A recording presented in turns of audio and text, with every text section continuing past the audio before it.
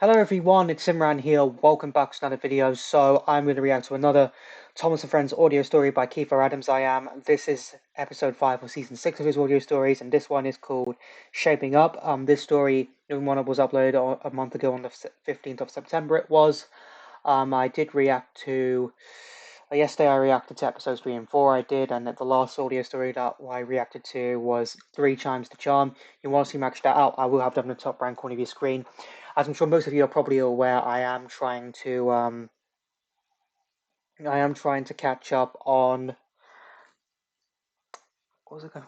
On Kiefer's audio stories of season 21. I am because of season 6. I have because I've fallen behind on them. I've not been really be able to react to Kiefer's audio stories much over the past few weeks, and season 6 of his audio stories is actually coming to an end this weekend. It is so.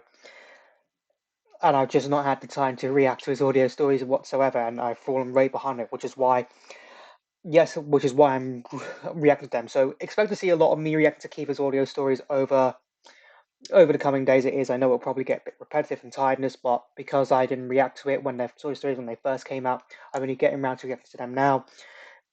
This is what I'm having to do right here. I know it's not completely ideal, but I really want to catch up on all the audio stories.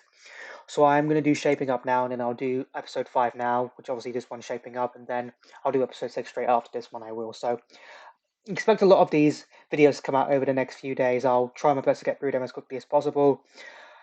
This is a follow-up. This one Shaping Up is actually a follow-up to the Flying Kipper. It is where Henry returns from Crewe, and Gordon becomes jealous of his new appearance until he has a little bit of trouble himself. So yeah, it'll be interesting to see. Let's go ahead and see what happens in this audio story. It's a season 1 audio story. It is. Link for I'm reacting to in the description down below as always. So without further ado, let's just go ahead and get straight into this.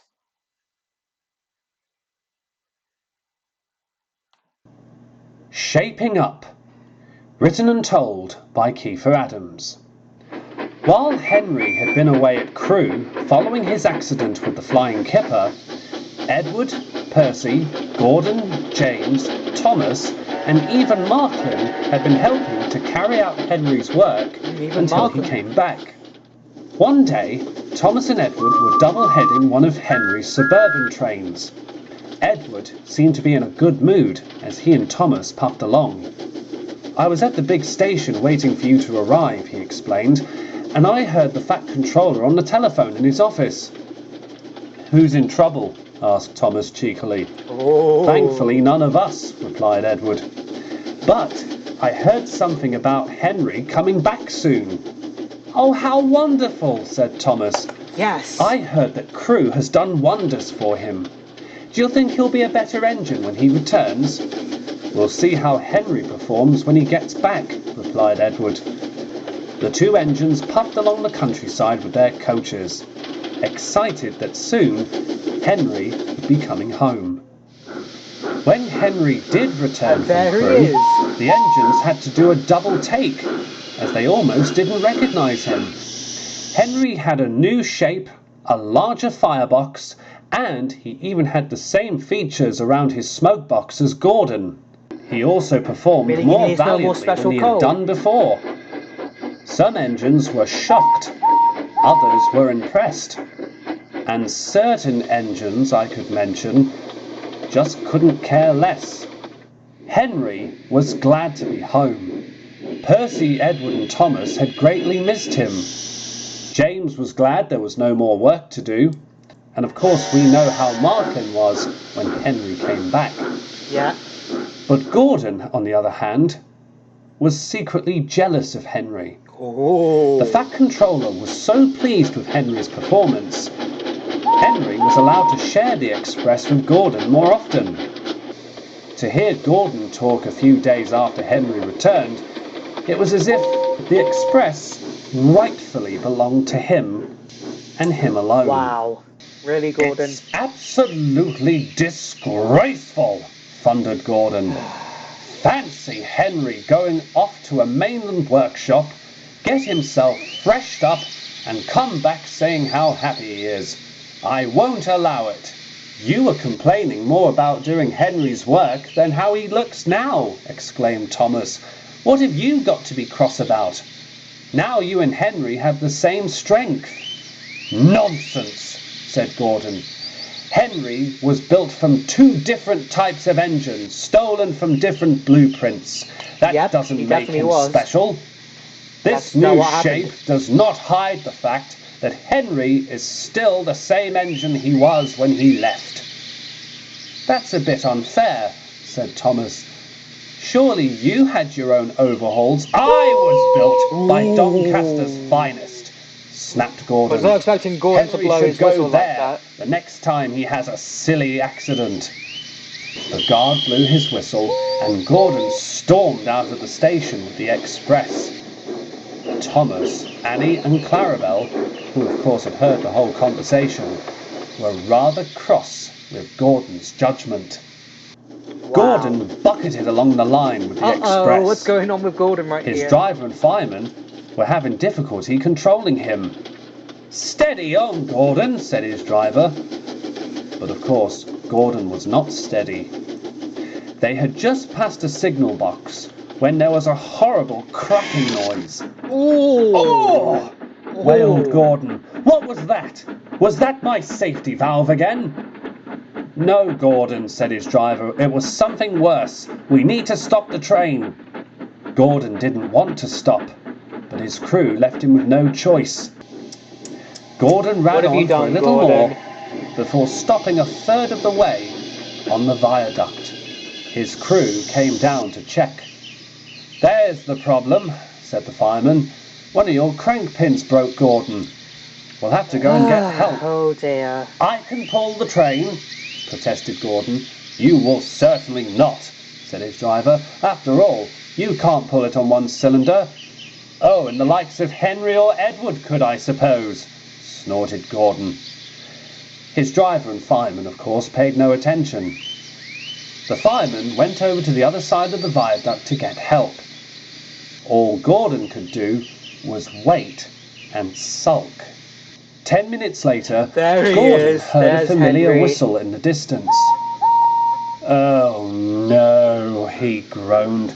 "It can't be." It is. It was. Puffing towards him, with a sly grin on his face, was Henry. The green "Hello, engine. Gordon," he whistled. "I hear you're in need of help. But then again, I should have been sent to Doncaster and have a proper rebuild." Gordon looked at his buffers and didn't say a word. Now Gordon's fireman had also hitched a ride back with Henry. He and the driver quickly explained. "Don't worry," puffed Henry. "We'll get you back to the big station." The passengers looked out of the coach windows as Henry was soon coupled up. He pulled away, tender first, and slowly crossed the other side of the viaduct with Gordon in his train. But throughout the whole trip, Gordon did not once look up at Henry or even give a small thank you. But Henry didn't mind. Wow. The look on Gordon's face felt quite thankful enough. Once Henry arrived at the big station, he went to find a turntable to be turned around. He had just returned when he found the Fat Controller standing on the platform, next to a rather sheepish Gordon. Wow. "Well done, Henry," the Fat Controller said. "The passengers were just singing your praises. I knew sending you to Crewe was a fine choice after all." "Thank you, sir," puffed Henry. The Fat Controller spun on his heel to face Gordon. Oh. "I do not appreciate any rude comments given to Henry," he began firmly. "Henry has proved today that despite everything he's been through, he is still a useful engine. Yep, yes, I Gordon. trust you will still allow Henry to pull the express from time to time." "Yes, sir," said Gordon. "And it's a good thing you've started your operations with that towing winch," added the Fat Controller. "Perhaps a few more weeks with them will shapen you up just as Henry has." Gordon That's where the title remained comes silent. from. That's where "Never the title mind, comes Gordon," from. said Henry. "I guess we all need to learn a lesson every now and then." Henry puffed away to fetch his next train. But little did he know that Gordon would soon have another thing to complain about. Henry's whistling in stations. But that's another Yeah. story. So this story takes place between the events of the Flying Kipper and whistles and sneezes, I see right there. But oh wow, I just could not believe that Gordon was actually had the cheek to make such a rude remark about Henry like that. So, but he got instant karma. He did. Oh, he managed to get instant karma just like that. He did right there, his where one of his cylinders, I think, is one of his cylinders burst. So yeah, and I've got nothing else to say. I've got nothing else to say. Obviously, we all know about Marklin, but I think what Gordon said was pretty much out of order. It was pretty much out of order. It was right there. I mean, if Gordon said that to me, I would put him in his place. I literally would put Gordon in his place if he said something like that to me. You hear me, Gordon? But yeah, that was a great slice of life story. Like how it showed up. It showed what happened when Gordon came back. When not Gordon, when Henry came back from Crewe, and how Gordon was jealous. And I like how it that ending where it followed up, where it kind of followed up to whistles and sneezes. It did right there. So yeah, I mean, the next audio story I'm looking forward to because it features the return of one of my favorite OC characters from Kiefer, Basil the like Basil the Diesel Tender Engine. So make sure you stay tuned for my reaction to that. But if you do want to see any of my previous Thomas reactions, whenever it's an audio story or trains adaptation, I will have a playlist up in the top right corner of your screen right now. So I hope you enjoyed this video. If you did, hit that like button for me. Let me know in the comments down below what you thought of this audio story I reacted to. Also let me know in the comments down below what other videos you want me to react to next. Follow me on Instagram, follow me on TikTok. Links to both of them will be in the description down below. Share this video, subscribe if you're new here, ring that bell to get notified when I upload new videos when I post in the community tab, and I'll see you all in the next one. Bye!